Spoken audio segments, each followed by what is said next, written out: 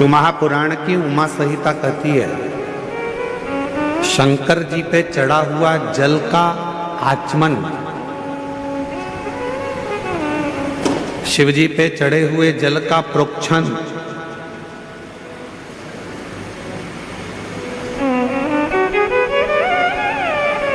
कायिक, वाचिक और मानसिक तीन तापों को नष्ट कर देता है।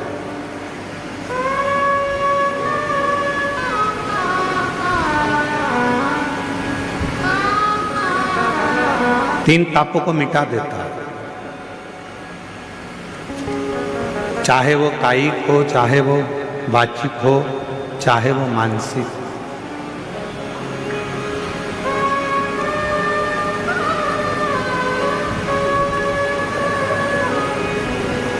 और कोई ये ना कहे कि केवल सीहोर वाले महाराज जी कहते हैं कि शंकर जी पे चढ़ा हुआ जल पीना चाहिए। हम आप सबसे कहेंगे, जितने आस्था चैनल पर सुन रहे हैं, जितने तीनों पंडालों में और पंडालों के बाहर जितने भक्त बैठे हैं, पीछे गेट के बाहर, इधर वहाँ जहाँ तहाँ भक्त बैठे हैं, उन सबसे एक बात कहेंगे, आप हमारी बात पर भी भरोसा मत करो। आप तो गीता प्रेस गोरखपुर की शिव महापुराण लेकर आओ और उस शिव महापुराण को घर पर एक बार पढ़ कर देखो। उसमें आपको मिलेगा कि शंकर जी पे चढ़े हुए जल का जो आचमन कर लेता है, वो फिर संसार सागर में जन्म नहीं लेता, उसकी मुक्ति हो जाती है, मोक्ष।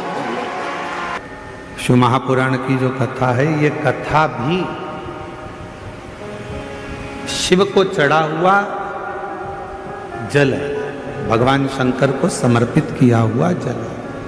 बाहर का रिटर्न आ रहा पूरा चोंगों का।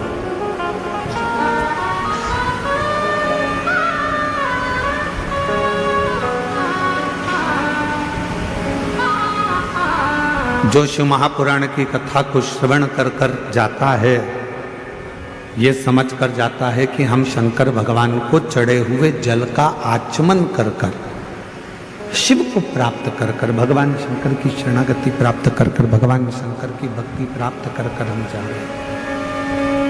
ये प्रेशर बढ़ाओ ना यहाँ का मंच का।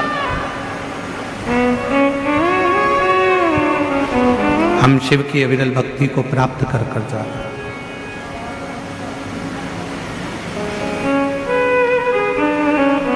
शिव कथा कह रही है, भगवान शंकर का पवित्र चरित्र कह रहा है कि शिव के चढ़े हुए जल का वर्णन स्वयं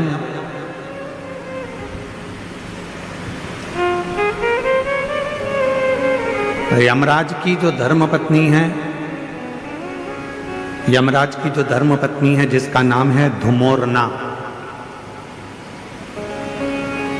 क्या नाम है उसका? धुमोरना।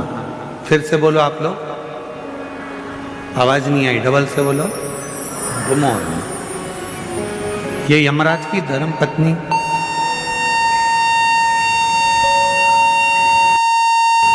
ये यमराज की धर्मपत्नी धुमोरना,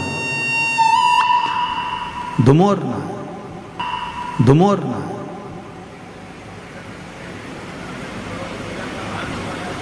और यमराज की धर्मपत्नी धुमोरना,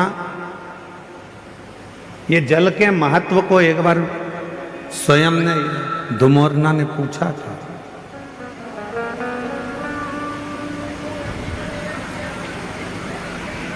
जल के महत्व को धुमोरना ने एक बार पूछा था। शिव महापुराण की कथा कहती है कि एक बार धुमोरना ने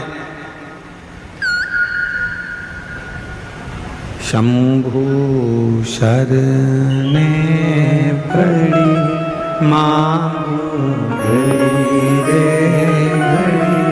दुख काटो दया करी ने दर्शन आपो। शंभु शरणे पड़ी मांगू घड़ी दुख काटो दया करी दर्शन आपो। धुमोरना ने एक बार देखा यमराज की साक्षी में भैंसे को।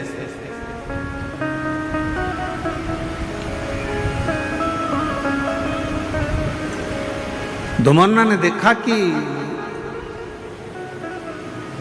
यमराज का जो भैंसा है, यमराज जिस पर बैठते हैं भैंसा, क्या नाम है उस भैंसे का जिस पे यमराज बैठते हैं? जम के बोलो जरा।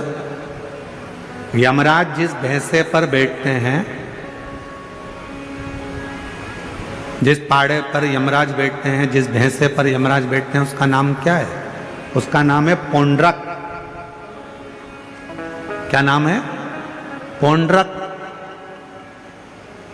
तो एक बार धुमोरना ने उस पौंड्रक को देखा, उस भैंसे को देखा कि भैंसा क्या करता है कि यमराज प्राण खींचते हैं और प्राण खींचकर किसी को लेकर जाते हैं और भैंसा उसको खूब त्राड़ देता है, उसको खूब मारता है, सींग से रोनता है, पांव से कुचलता है, उसको परेशान करता जाता है। भैंसा उसको खूब परेशान करता है। पर धुमोरना ने फिर एक जगह देखा कि धुमोरना ने देखा कि वो भैंसा एक जीव को यमराज लेकर जा रहे थे, पर उस भैंसे ने उसको कोई कष्ट नहीं दिया, भैंसे ने उसको कोई परेशान नहीं किया।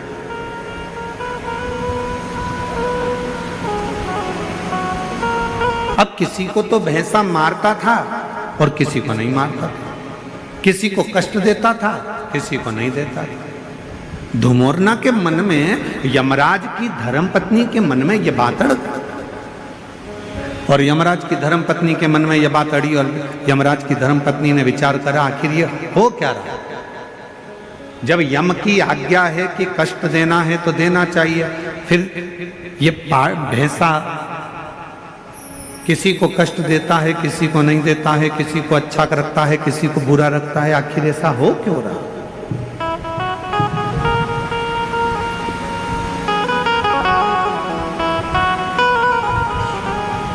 धुमोरना ने भैंसे को बुलाया और भैंसे को बुलाकर धुमोरना ने कहा, क्यों रे पौंड्रक, ये बता कि किसी को यमराज जब खींच कर लेकर जाते हैं, प्राण जब छूटते हैं, तो किसी को तो तू बहुत कष्ट देता है, किसी को तो तू खूब मारता है, कष्ट देता है, परेशान करता है, उसको खूब खूब रोनता है, पाँव से भी रोनता है, सींगों से भी रोनता है, किसी को तो बहुत कष्ट देता है। धुमोरना बोली कि पौंड्रक, भैंसे, और किसी को तू मारता ही नहीं है, कष्ट भी नहीं देता, आखिर ऐसा क्यों, किस लिए? तो भैंसे ने कहा धुमोरना से, माताजी, जब भगवान देवाधिदेव महादेव का रुद्र अवतार हुआ, जब मेरे शंकर भगवान का रुद्र अवतार हुआ और उनका रुद्र जो अवतार था, क्रोध का जो अवतार था, उस क्रोध के अवतार में मेरा जो जन्म हुआ है, मैं जो भैंसा बनकर पैदा हुआ हूं,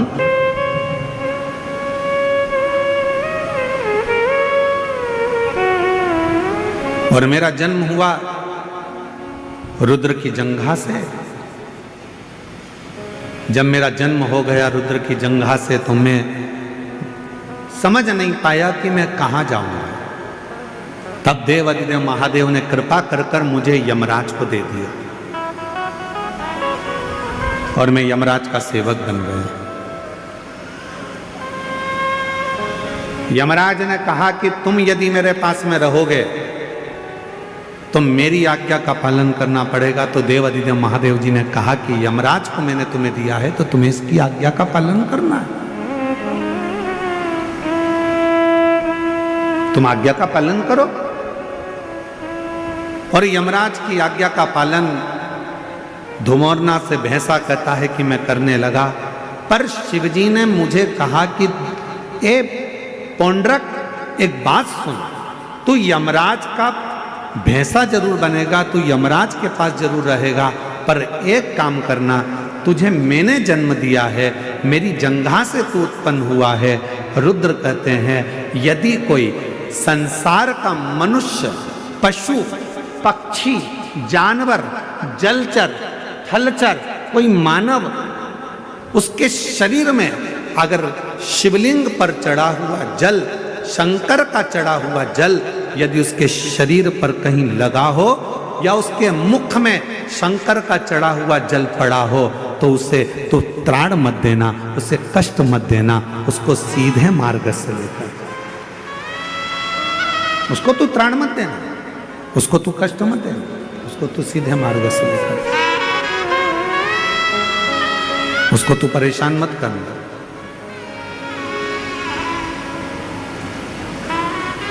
पौंड्रक भैंसे ने वचन दे दिया देवाधिदेव महादेव को कि मैं वचन देता हूं रुद्रदेव, ये मेरा वचन है, जिसके मुख में शिव का चढ़ा हुआ जल होगा, जिसके शरीर पर शंकर का चढ़ा हुआ जल छीटा गया होगा, उसको ना यमराज परेशान करेगा, ना ये भैंसा परेशान करेगा, वो सीधे कैलाश धाम की ओर जाए। अब हम आपसे पूछें, उत्तर दीजिएगा जरा, जितनी मेरी शिरडी की जीजियां बैठी हैं, जितने मेरे जीजा बैठे हैं, सब उत्तर दें। मरने वाले व्यक्ति के मुख में कौन सी पवित्र नदी का जल दिया जाता है? जम के बोलो जरा। गंगा का जल।